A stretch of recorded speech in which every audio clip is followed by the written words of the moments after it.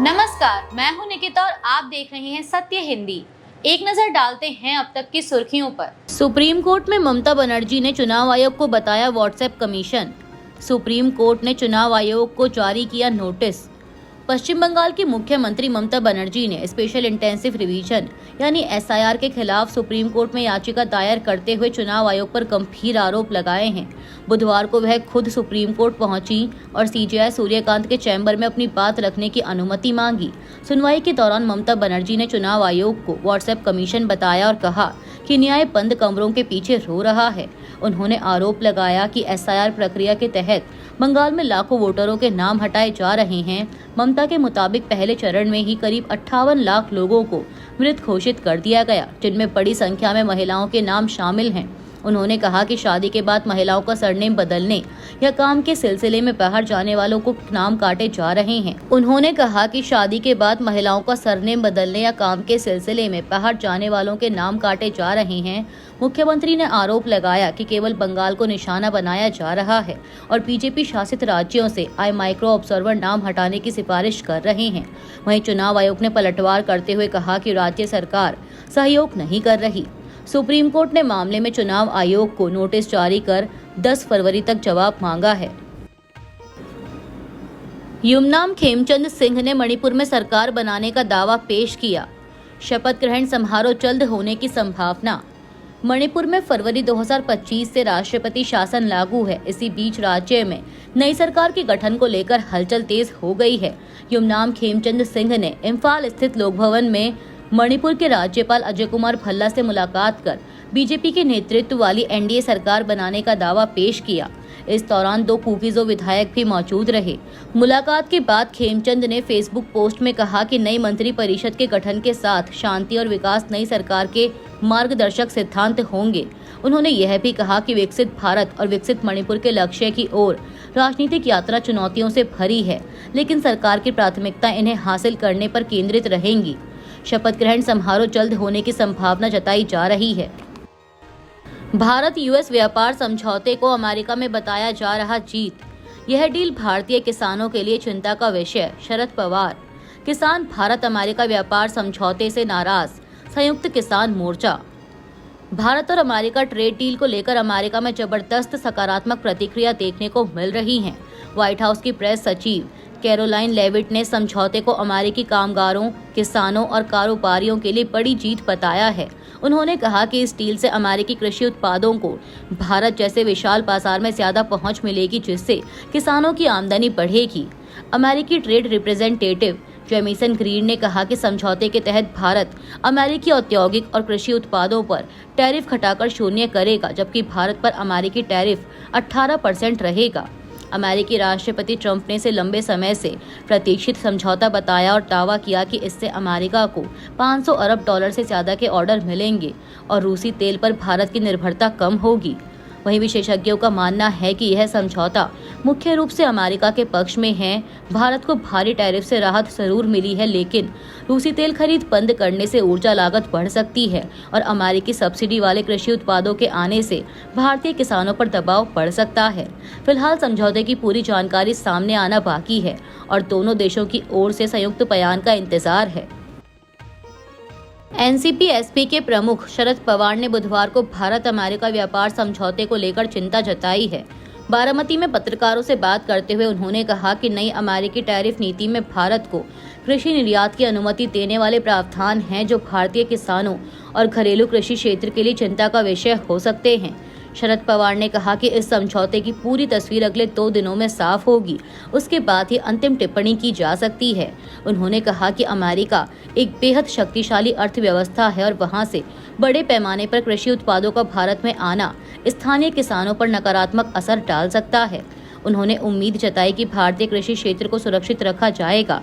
दरअसल white house ने दावा किया है कि भारत अमेरिकी कृषि, ऊर्जा और अन्य उत्पादों की $500 अरब की खरीद करेगा और अमेरिकी कृषि निर्यात पर भारत में 0 टैरिफ लगेगा। संसद में विपक्ष के हंगामे के बाद संयुक्त किसान मोर्चा यानी एसकेएम ने भी भारत और अमेरिका व्यापार समझौते पर गंभीर चिंता जताई है। लाइव मिनट की एक रिपोर्ट के मुताबिक एसकेएम ने उस दावे की आलोचना की जिसमें कहा गया है कि इस ऐतिहासिक समझौते के तहत कई कृषि उत्पादों पर भारत का आयात शुल्क शून्य कर दिया गया है। किसान संगठनों का आरोप है कि इससे अमेरिका के अत्यधिक सब्सिडी वाले कृषि उत्पाद भारतीय बाजार में आ जाएंगे और देश के किसानों को भारी नुकसान होगा। एसकेएम ने सरकार पर किसानों के साथ विश्वासघात करने का आरोप लगाया है। भारत अमेरिका ट्रेड डील पर लोकसभा में बोले पीयूष गोयल, बोले कृषि और डेयरी को सुरक्षित रखने में सफलता हासिल की। लोकसभा में आज भारत और अमेरिका ट्रेड डील को लेकर बड़ा अपडेट दिया गया। केंद्रीय वाणिज्य मंत्री पीयूष गोयल ने सदन को इस समझौते की टाइमलाइन और फायदे बताए। उन्होंने कहा कि 2 फरवरी 2026 को इस ट्रेड डील की घोषणा की गई थी। बातचीत के दौरान भारत ने अपने सबसे संवेदनशील सेक्टर कृषि और डेयरी को सुरक्षित रखने में सफलता हासिल की है, यानी इन क्षेत्रों के हितों से कोई समझौता नहीं किया गया। पीयूष गोयल ने बताया कि प्रधानमंत्री मोदी और अमेरिका के राष्ट्रपति ट्रंप के बीच फोन पर हुई बातचीत के बाद अमेरिका ने भारत पर लगने वाले टैरिफ को घटाकर 18% कर दिया। उन्होंने कहा कि यह दर उन देशों से भी कम है जो अमेरिकी बाजार में भारत के प्रतिस्पर्धी हैं। सरकार का कहना है कि इससे भारतीय सामान अमेरिका में सस्ते और ज्यादा प्रतिस्पर्धी होंगे, जिससे भारत के निर्यात को बढ़ावा मिलेगा। वाणिज्य मंत्री ने यह भी बताया कि डील को अंतिम रूप देने के लिए दोनों देशों के बीच आगे और बैठकें होंगी। इन बैठकों के बाद समझौते की पूरी जानकारी, शर्तें और क्लॉज सार्वजनिक किए जाएंगे। नरवणे की किताब लेकर संसद पहुंचे राहुल गांधी, बोले पीएम लोकसभा आएंगे तो वे खुद जाकर ये किताब उन्हें हाथ में देंगे। राहुल गांधी पूर्व आर्मी चीफ नरवणे की वो किताब आज संसद में लेकर आए, जिस किताब का हवाला देकर वह संसद में बोलना चाहते थे, लेकिन सरकार ने अनुमति नहीं दी। राहुल गांधी ने कहा कि किताब प्रकाशित नहीं हुई है और फिर आज राहुल गांधी उसी किताब के साथ ही संसद पहुंच गए। इसके साथ ही उन्होंने वो किताब उठाते हुए कहा कि जो उचित समझो वो करो। राहुल ने ये लाइनें इसलिए कही क्योंकि इस किताब में ये कहा गया है। राहुल गांधी के मुताबिक जनरल नरवणे ने अपनी किताब में लिखा है कि जब चीनी टैंक और सैनिक भारतीय इलाके के पास पहुंच गए थे, तब उन्होंने रक्षा मंत्री राजनाथ सिंह को हालात की गंभीरता बताई थी, लेकिन उन्हें कोई साफ निर्देश नहीं मिला। बाद में रक्षा मंत्री ने कहा कि उन्होंने ऊपर यानी प्रधानमंत्री से बात की है। राहुल गांधी ने कहा कि प्रधानमंत्री का संदेश था, जो उचित समझो वो करो। राहुल का आरोप है कि इतनी गंभीर सैन्य स्थिति में यह जिम्मेदारी सेना प्रमुख पर डाल दी गई। उन्होंने कहा कि नरवणे ने लिखा कि वे खुद को अकेला और सिस्टम से अलग थलग महसूस कर रहे थे। राहुल गांधी ने यह भी कहा कि सेना फायरिंग करना चाहती थी क्योंकि चीनी टैंक भारतीय क्षेत्र में थे, लेकिन स्टैंडिंग ऑर्डर था कि बिना अनुमति गोली ना चलाई जाए। अब कांग्रेस इस मुद्दे को राष्ट्रीय सुरक्षा, चीन नीति और प्रधानमंत्री की जिम्मेदारी से जोड़कर बड़ा राजनीतिक मुद्दा बनाने की तैयारी में है। राहुल गांधी ने नरवणे की किताब को दिखाते हुए आगे ये भी कहा कि अगर प्रधानमंत्री लोकसभा आएंगे तो वे खुद जाकर उन्हें ये किताब हाथ में देंगे ताकि देश सच जान सके। संसद के बाहर राहुल और बिट्टू आमने सामने। राहुल ने बिट्टू को कहा गद्दार दोस्त। संसद के बाहर आज राहुल गांधी ने केंद्रीय मंत्री रवनीत सिंह बिट्टू को अपना गद्दार दोस्त कहा और इसके बाद बिट्टू ने भी अपनी ओर से कुछ कहा। दरअसल आज कांग्रेस के सांसद संसद के गेट पर हाथों में तख्तियां लेकर प्रदर्शन कर रहे थे। बैनर पर एप्स्टीन का फोटो और पीएम मोदी का फोटो भी था। इस बीच राहुल गांधी और केंद्रीय मंत्री रवनीत सिंह बिट्टू का आमना सामना हुआ। इस दौरान जहां राहुल गांधी ने पार्टी सांसदों की तारीफ की, तो वहीं केंद्रीय मंत्री रवनीत सिंह बिट्टू को गद्दार दोस्त बताया और हाथ मिलाने को बढ़ाया। इसके बाद बिट्टू ने हाथ नहीं मिलाया और बताया जा रहा है कि बिट्टू ने भी राहुल गांधी की तरफ उंगली उठाते हुए उन्हें देश का दुश्मन बताया। सुप्रीम कोर्ट ने बुधवार को रिलायंस कम्युनिकेशन यानी आरकॉम और उद्योगपति अनिल अंबानी पर लगे कथित बैंक फ्रॉड के आरोपों से जुड़े मामले की सुनवाई की।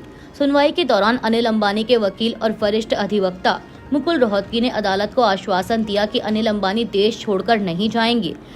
वकीलों की ओर से दी गई है अंडरटेकिंग कोर्ट ने रिकॉर्ड पर ले ली। यह आश्वासन उन आशंकाओं के बाद दिया गया जिनमें कहा जा रहा था कि जांच पूरी होने से पहले अनिल अंबानी भारत छोड़ सकते हैं। सीजेआई सूर्यकांत की अध्यक्षता वाली बेंच ने ईडी को वरिष्ठ अधिकारियों के साथ एक विशेष जांच दल यानी एसआईटी गठित करने का निर्देश दिया। यह एसआईटी रिलायंस कम्युनिकेशन और अनिल अंबानी के खिलाफ बैंक फ्रॉड के आरोपों की जांच करेगी। याचिका के अनुसार आरकॉम और उसकी सहयोगी कंपनियों ने 2013 से 2017 के बीच एसबीआई के नेतृत्व वाले बैंकों के कंसोर्टियम से 31,000 करोड़ रुपए से अधिक का कर्ज लिया था। जिसका कथित तौर पर तय उद्देश्य की बजाय अन्य कर्ज चुकाने और निवेश में इस्तेमाल किया गया। ईरान के विदेश मंत्रालय के प्रवक्ता इस्माइल बकाई ने दावा किया है कि अमेरिका के साथ ईरान की बातचीत अगले कुछ दिनों में तय हो जाएगी। मीडिया रिपोर्ट्स के मुताबिक उन्होंने ईरान की सरकारी समाचार एजेंसी इरना से कहा कि ओमान, तुर्की और कुछ अन्य देशों ने इस बातचीत की मेजबानी की इच्छा जताई है। हालांकि अभी तक स्थान को लेकर कोई अंतिम फैसला नहीं हुआ। उन्होंने उम्मीद जताई कि जल्द ही जगह तय कर ली जाएगी। बता दें कि मंगलवार शाम को अमेरिकी राष्ट्रपति ट्रंप ने भी पुष्टि की थी कि ईरान के साथ वार्ता की प्रक्रिया जारी है। अभी के लिए इतना ही। बाकी की देश दुनिया की बड़ी खबरों के लिए जुड़े रहिए सत्य हिंदी के साथ।